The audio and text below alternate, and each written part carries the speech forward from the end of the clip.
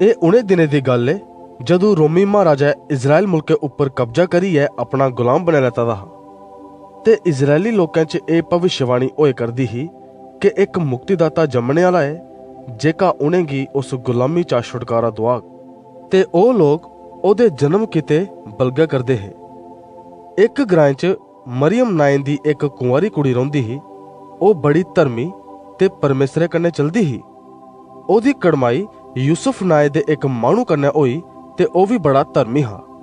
एक ध्याड़े मरियम कश स्वर्गदूत आया ते उस गलाया, मरियम तू धन है जेदे उपर परमेसरे दी मेहर है। तू परमेसरे दी शक्तिया कन्नै गर्भवती होगी ते तू उस पुत्रे दा नां यीशु रखिया। ओह बड़ा महान होग ते परमेसरे दा पुत्र होग ते ओहदे राज दा कदे भी अंत नहीं होग। उस वेले मरियम ने उसी गलाया, ठीक है, जे किश भी परमेसर मेरे साथ चाहते न उवां गै होऐ।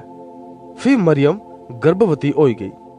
यूसुफ की जदों एह गल पता लगी ते उस चुप करियै मरियम कन्नै कड़माई त्रोड़ने दा फैसला किता। जिस वेले ओह एह सोचा करदा हा तां स्वर्गदूतै ओहदे सुखने च आइयै समझाया, जियां तू सोचा करना है उवां किश भी नहीं है। जेका बच्चा ओहदे ढिड च है ओह परमेसरे दी तरफा दा है ते जेका भी पुत्र ओहदे साथ जन्म लैग ओह लोकें गी उंदे पापें साथ छड़काग।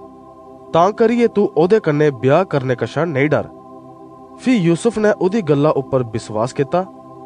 एह सब किश इस किते होए करदा है तां जे मुक्तिदाता दे बारे च जेकी भविष्यवाणी होई ही ओह पूरी होई जाए।